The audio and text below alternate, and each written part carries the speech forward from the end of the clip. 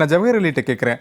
அதிமுகவினுடைய எதிர்காலம் கேள்விக்குறியாகிவிட்டது. இதே நிலையில அதிமுக தொடர்ந்தால் நமக்கு எதிர்காலமே இருக்காது. எனவே நம்முடைய தோல்வியை எல்லாம் விவாதிப்பதற்கு ஒரு பொதுக்குழுவை கூட்ட வேண்டும் என்பதுதானே திரு ஜவஹர்லி அதிமுகவிலிருந்து பிளவுபட்டு வெளியே வந்த எம்எல்ஏக்களுடைய முக்கிய கோரிக்கையாக இருந்தது. அந்த கோரிக்கை நிறைவேறாத நிலையில மீண்டும் அதிமுகவிற்கே திரும்பி இருக்கிறார்கள். சி.வி. சண்முகம், சி. விஜயபாஸ்கரை தவிர மட்டும். என்ன நடந்தது உண்மையிலேயே? எதனால் சமாதான பேச்சுவார்த்தை முடிவுக்கு வந்தது அப்படின்னு நம்ம புரிஞ்சுக்கலாம். அதாவது வந்து எனக்கு எக்கோ கேக்குது. சரி, நான் பார்த்து நீங்க பேசுறதா அரசியல் களத்துல வெற்றி மாறி மாறி அதெல்லாம் சகஜம். ஆனால் அந்த அண்ணா திராவிட முன்னேற்ற கழகம் வருடங்கள் தமிழகத்தை ஆட்சி செய்த கட்சி ஒரு முறை தோத்தானா அதுக்கு மீண்டும் போல அது வந்து மீண்டும் வர்றதுதான் நம்ம வரலாறுகள் பார்த்திருக்கோம்.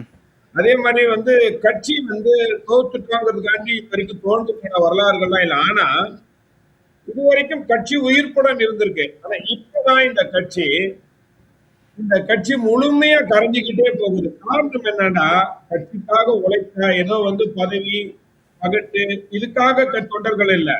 ஆனா கட்சிக்காக உழைக்கக்கூடிய தொண்டர்களுடைய உழைப்பை இந்த கட்சி அங்கீகரிக்க மறுத்திருக்கு. அதனாலதான் இந்த இவ்வளவு கட்சி கரைஞ்சு போறதுக்கு ஒரு காரணமா இருக்குது. இதுக்கு முன்னாடி வந்து நீங்க பல தேர்தல்கள் நம்ம பார்த்திருக்கோம்.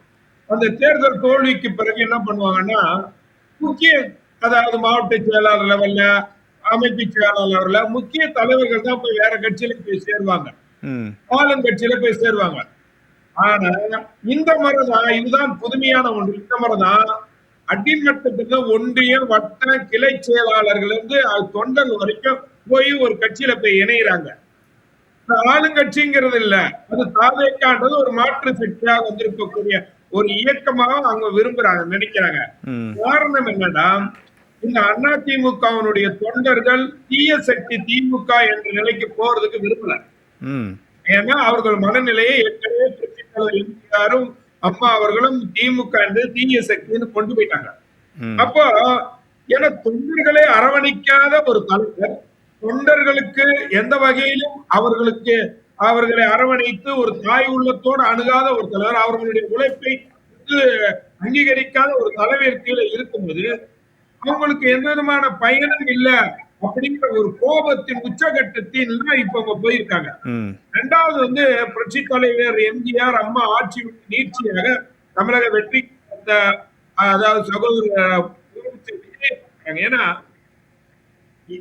இப்ப அவர் என்ன ஆரம்பத்துல சொல்றாரு, எம்ஜிஆருடைய அவர் படத்தை வந்து முழுசா போட்டுதான் பிரச்சாரத்துல பண்ணுது. நான் எம்ஜிஆரை வந்து அவர் வழியில் நான் சொல்கிறேன் என்று சொல்லி பிரச்சாரத்தை எல்லாம் பேசினார். தொண்டர்கள்கிட்ட மக்கள்கிட்ட ஒரு ஈர்ப்பு உண்டாக்கியது. இரண்டாவது இவர்கள் என்னன்னா, புரட்சி தலைவர் எம்ஜிஆர் கொண்டு வந்த அந்த விதிகளை முழுமையா மாத்தினார்கள். இப்ப சொல்றாங்க எம்ஜிஆருடைய கட்சி வந்து, ஆனா எம்ஜிஆர் கொண்டு வந்தா அந்த பைலாவை முழுக்க முழுக்க மாத்தி ஒரு தொண்டரா மட்டுமே பொதுச் செயலாளர் தேர்ந்தெடுக்க முடியும் என்பதையெல்லாம் மாத்தி இந்த கட்சியை வந்து ஒரு மோசமான சூழ்நிலைக்கு கொண்டு போனது. இல்ல திரு ஜவஹர்லி, இல்ல என்னுடைய கேள்வி என்ன அப்படின்றது, இப்ப நீங்க சொல்லக்கூடியது அனைத்துமே ஏற்றுக்கொள்ளக்கூடியதான். ஆனால் 21 தமிழ்நாடு சட்டமன்ற தேர்தலிலும் இவர்தான் அதிமுகவுடைய பொதுச் செயலர். இதே குற்றச்சாட்டுகள் அப்போது முன்வைக்கப்பட்டது. 24 மக்களவை தேர்தலிலும் இதே குற்றச்சாட்டு முன்வைக்கப்பட்டது. ஆனா இப்ப ஏன் 26 சட்டமன்ற தேர்தலுக்கு பிறகு ஒரு பிளவை எடுத்துக்கொண்டு மீண்டும் அதே அதிமுகவுடன் இணைவதற்கான காரணம் என்னதான் என்னுடைய கேள்வியா இருந்துச்சு. ஏன்னா இப்போ நீங்க முன்பு சொன்னது போல எம்ஜிஆரை கொண்டு அவர் பிரச்சாரம் செய்தார், எல்லாம் செய்தார். அதே அதிமுகவை விஜய் இப்போதைய முதலமைச்சர் விமர்சனமும் செய்தார் இல்லையா? அதுவும் கடுமையான வார்த்தைகள்லாம் விமர்சனத்திற்கு ஆளாக்கப்பட்டது. அப்படியான ஒரு கட்சியோடு செல்வதற்கான நோக்கம் என்ன? ஏன்னா இங்கு வந்திருக்கக்கூடிய பலர், திரு பிரியன் கூட சொன்னாரு, சிலர் குதிரை பேரம் நடந்திருக்கும், அதனுடைய வெளிப்பாடு அப்படின்றாங்க. அப்ப அதெல்லாம் உண்மையா அப்படின்ற ஒரு கேள்வியை நோக்கி பயணிக்குது இல்ல? அதாவது முதலமைச்சர் விஜயை பொறுத்த வரைக்கும் அனைத்து அண்ணா திராவிட முன்னேற்ற கழகத்தை விமர்சனம் செய்யல, அவர் எடப்பாடியார் ஆட்சி காலத்தை தான் விமர்சனம் செய்தாரு. அவர் வந்து ஏன்னா இல்ல எடப்பாடி பழனிசாமின்றது அதிமுக தானே, அதிமுகவின் பொதுச் செயலர் தானே நீங்களே சொல்லியிருந்தீங்க. அப்ப அப்படின்றப்போ ரெண்டுமே ஒண்ணு தானே, விமர்சனத்தை தனித்தனியா பிரிக்க முடியாதுல்ல. இல்ல. ம். நீங்க இன்றைக்கு கூட 1,30,30,000 ஓட்டுகள் கிடைச்சிருக்குன்னா அது முழுக்க முழுக்க எடப்பாடியாருக்கு கிடைச்ச ஓட்டுகள் இல்ல. ம். அனைத்து இந்திய அண்ணா திராவிட முன்னேற்ற கழகம் என்கிற ஒரு மாபெரும் மக்கள் இயக்கம் அது ரத்தத்திலே மக்கள் மனதிலே ஊண்டி போயிருக்கு. அதனால கிடைச்சது அது எடப்பாடியாருக்கு கிடைச்ச ஓட்டுகள் இல்ல, ரெட்டலைக்கு கிடைச்ச ஓட்டுகள். ம். 2021 தோல்விக்கு அந்த தோல்வியின் போதே அந்த தலைமை எடப்பாடியார் தலைமை மாறி இருந்ததுன்னு வைங்களேன். ம். அதுக்கு பிறகு 24, 26 உள்ளாட்சி தேர்தலில் தோல்வி ஏற்பட்டிருக்காது. சரி. அந்த தோல்வியை அவர் என்ன பண்ணாரு, வேற மாதிரியா சரி கட்டினாரு எடப்பாடியார். ம். ம். அதுதான் உண்மை. அந்த உள்ள இதெல்லாம் இந்த விவாதத்துல பேச முடியாதுங்கள. ஆனா அனைத்து இந்திய அண்ணா திராவிட முன்னேற்ற கழகம் என்பது சாதி மதங்களுக்கு அப்பாற்பட்ட ஒரு இயக்கமாக எம்ஜிஆரும் புரட்சி தலைவர் அம்மாவும் கொண்டு போயிருக்காரு. சரி. ஆனா இவர் எப்படி கொண்டு போனாரு, பட்டியலிருந்த சமூகத்தை சேர்ந்த முக்கியமானவர்கள் தனபால், இன்னும் பல வேணுகோபால், இன்னும் பல பட்டியலின சமூகத்தை சார்ந்தவர்கள் பல பேர் அப்படியே ஓரம் கட்டினார். அதனால அந்த பட்டியலின சமூகத்தை சேர்ந்தவர்கள் வாக்குகள் கொஞ்சம் கொஞ்சமாக குறைஞ்சுக்கிட்டு போச்சு. அதற்கு பிறகு சிறுபான்மை மக்களுடைய ஓட்டுக்களை எந்த வகையில அவர் விரும்பல. சிறுபான்மை மக்கள் நமக்கு ஓட்டு போட மாட்டாங்க. அதிமுகவுக்குன்னு ஒரு தனி வாக்கு வங்கி இருக்கிறது. ஆனால் எடப்பாடி பழனிசாமியினுடைய தவறான முடிவு அந்த வாக்கு வங்கியை எல்லாம் சிதைத்து விட்டது. அதுதான் எங்களுக்கான தோல்விக்கான காரணம் அப்படின்னு சொல்லி ஜவஹர் அலி சொல்றாரு. அப்படி புரிஞ்சுக்கலாம் இல்லையா? சரிதானே? அதான் சார், அதாவது ஒவ்வொரு அதிமுக சமூக மத நல்லிணக்கத்துக்கு இயக்கம். சரி. இந்த இயக்கத்துல ஒரு சமூகத்தையே புறந்தள்ளி தனக்கு வேண்டப்பட்டவர்களை மட்டும்தான் கட்டில வச்சுக்கிட்டாரு. அதுதான் பிரச்சனை. அது மட்டும் இல்ல, இவர்கள் தோற்றதுக்கு பிறகு என்ன பிரச்சனைனா, அந்த தோல்வி காரணமான என்னன்னு விவாதிக்கிறதுக்கு இவர் எந்த வகையிலும் ஒத்துழைப்பு கொடுக்கல. ஒரு செயற்குழு பொதுக்குழுக்க அவர் பேசுவதற்கு கூட இந்த மாதிரி விஷயங்கள் பேசுவதற்கு அனுமதி கொடுக்கறதில்ல. அதை யார் சொல்லுவாருன்னா, என்ன பண்ணுவாங்க, ஒரு செயற்குழுவோ பொதுக்குழுவோ இதை விவாதிக்கிற கிளம்பணும்னா ஏற்கனவே ஒரு 4 பேரை சொல்லி இல்ல சுருக்கமா ஒரே ஒரு குறுக்கீடு மட்டும். இப்போ தோல்வி குறித்து விவாதிக்க எடப்பாடி பழனிசாமி முன்வரவில்லை. அதுதான் இந்த பிளவுக்கான ஒரு காரணமும் கூட எடுத்துக்கலாம். ஆனா இப்ப வரைக்கும் தோல்வி குறித்து எந்த ஒரு இடத்துலையும் விவாதம் நடத்தல. எஸ்பி வேலுமணியோ சிவி சண்முகம் சொன்னது போல பொதுக்குழு கூட்டப்படவில்லை. இருந்தாலும் இருவரை தவிர மற்றவர்கள் எல்லாம் அதிமுகவில் இணைந்து விட்டார்கள். இது எந்த இடத்துல நடந்துச்சு? அதான் என்னுடைய கேள்வி. சமாதானம் வெற்றி பெற்று விட்டது அப்படின்னு புரிஞ்சுக்கலாமா? சேர்ந்தாங்களா? அவங்களுடைய முகத்தை பார்த்தீங்களா? இந்த ஏதோ பிரச்சனை ஏதோ தேர்தலுக்கு பிறகு இப்ப ஏற்பட்டது இல்ல.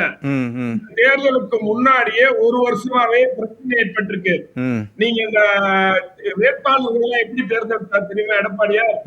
யாருக்கிட்ட பணம் அதிகமா இருக்கு, ஒரு தொகுதியை கட்டி 10 பேரை தேர்ந்தெடுத்து இதுல யாரு அதிகமா பணம் கட்டுறீங்களோ அவங்களுக்கு ஏழை மட்டும் தான் எடுத்தாரு. ஓகே. ஏற்கனவே மாவட்ட செயலாளர்கள் சிபாரிசு செஞ்சாங்க. சரி. யாரு சிபாரிசு செஞ்சாங்க? எடப்பாடியார் நேரடியாக தேர்ந்தெடுத்து உடனே வந்த கையோட பொறுப்பு. அப்படி இருக்க இப்போ ஒரு பிரச்சனை உண்டாச்சு. தேர்ந்தெடுக்கப்பட்ட 47 25 பேர் ஒரு அணியா போனாங்க. ஆனா அதற்கு பிறகு ஒரு சூழ்நிலை அவர்களுக்கு வேற மாதிரி போச்சு. அதனாலதான் மீண்டும் இணைறாங்க. இணைறாங்கன்னா அவர்களுடைய பதவி போயிடும், சட்டமன்ற உறுப்பினருடைய பதவி போயிடும் என்ற ஒரு காரணத்துக்காக தான் இணைறாங்க. ஆனா அப்ப கூட அவர்களுடைய முகத்துல எந்த விதமான சலனமும் இல்ல, அச்சத்தோடு நின்றாங்க. யாரோட? எடப்பாடியோட. ஆனா அவர் சேர்ந்துட்டாங்கல்ல, நீங்க என்ன பண்ணிருக்கணும், அவர்களுடைய பதவி மாவட்ட செயலாளர் பொறுப்பு, கட்சியில இருக்கக்கூடிய முக்கிய பொறுப்பு கொடுத்துருந்தீங்களா, அந்த பொறுப்பை திருப்பி கொடுத்துருக்கணுமா? கொடுத்துருக்கா? ஆனா அந்த பொறுப்புகளை திருப்பி கொடுத்தாங்க. என்ன சொல்றாருன்னா, பழைய பொறுப்புகளை போட சரி இந்த கட்சியில மீண்டும் ஒரு மிகப்பெரிய வெடிப்பு வர இருக்குது, சீக்கிரமா வர இருக்குங்க. அதுக்கு முன்னாடி கட்சியில இருக்கக்கூடிய கீழ்மட்ட தொண்டர்கள் அவர்கள் மிகப்பெரிய அளவுல இன்னைக்கு தாவாக்களை இணைகிறாங்கன்னா காரணம், எதிர்காலத்துல ஒரு கட்சி சிறப்பான முறையில நடுவில் நடத்துவதற்கு தலைவர் எடப்பாடியார் தகுதியற்றவராகிவிட்டார்.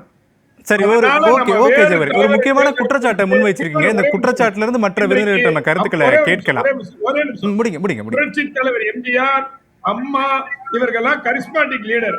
அதே போன்ற ஒரு கரிஸ்மாட்டிக் லீடரை இந்த தொண்டர்கள் விஜயை பாக்குறாங்க.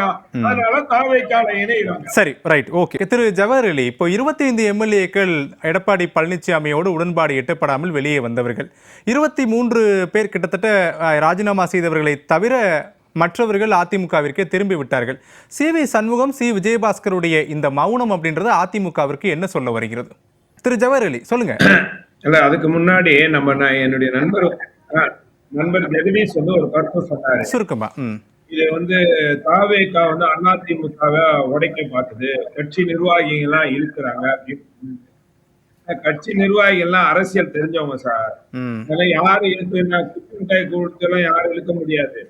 அவர்கள் விருப்பப்பட்டு போனாதான் போக முடியும். எப்படியாப்பட்ட காலங்கள்ல எல்லாம் வந்து அவங்க நின்று இருக்காங்க. ஆனா நீங்க ஜெகதீஷ் சாருக்கு தெரியாத ஒண்ணு இல்ல, அந்த கட்சியில போறவங்களுக்கு முதல்ல தாவேக்கால சரியான ரெஸ்பான்சிபிலிட்டி கூட இல்லாம இருக்குது. அப்படி இருந்து கூட தொண்டர்கள் போயிட்டு இருக்காங்க. அதான் உண்மை.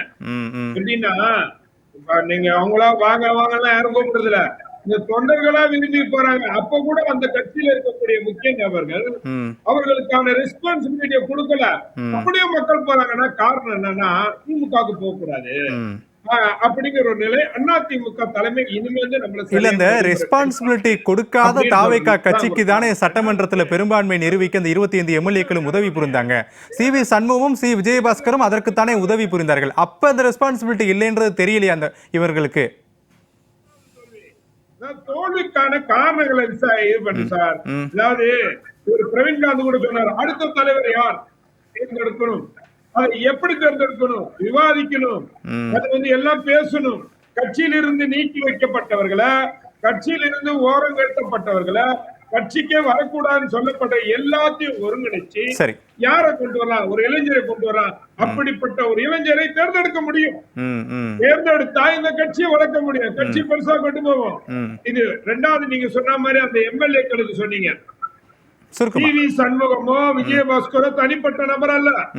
அவர்கள் பின்னாடி ஒரு பெரிய கூட்டம் இருக்கு. ஒவ்வொரு கட்சி தொண்டர்கள் பின்னாடி ஒரு கூட்டம் இருக்கு. இல்ல, சி.வி. சண்முகத்தையோ சி. விஜயபாஸ்கரையோ நம்பி வந்த சட்டமன்ற உறுப்பினர்கள் தான் மீண்டும் எடப்பாடி பழனிசாமி பக்கமே போயிட்டாங்க. இப்ப இவங்க 2 பேர் மட்டும் தான் மௌனத்தோடு காத்திருக்கிறாங்க. அந்த மௌனத்திற்கான காரணம் என்னன்னு தான் நான் கேட்டேன். அந்த நம்பிக்கை தான் இப்ப போயிருச்சு. அதற்கான காரணம் என்னன்னு தான் நான் கேள்வி கேட்டேன்.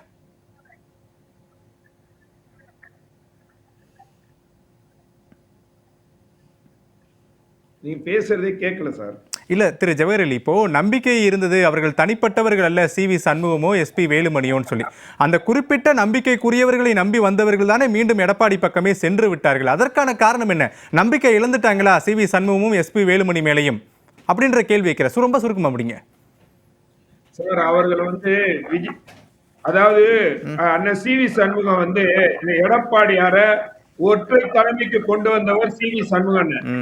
இந்த கட்சி மீது இருக்கக்கூடிய பல வழக்குகளை உச்ச நீதிமன்றத்துக்கு நேரடியா சென்று பல வழக்குகளை வாதாடி வெற்றி பெற்றவர். அப்படிப்பட்ட ஒருவருக்கு இவரை மதிக்காம நீ யாருன்னு கேட்கும் போது அவர் ஒரு சுயமரியாதைக்காரர். அவர் பேச்சாற்றல் அறிவாற்றல் மிக்கவர். இல்ல, என் கேள்விக்கு நீங்க பதில் பண்ணுங்க. நேரம் ரொம்ப குறைவா இருக்கு. என்னோட கேள்வி அப்படின்றது, இருவருமே நம்பிக்கைக்குரியவர்கள். அந்த நம்பிக்கைக்குரியவர்களை நம்பி வந்த மற்ற சட்டமன்ற உறுப்பினர்கள் ஏன் எடப்பாடி பக்கமே திருப்பி போயிட்டாங்க? நம்பிக்கை இழந்துட்டாங்களா அப்படின்னு என் கேள்வி. முடிங்க, நான் நேரம் குறைவா இருக்கு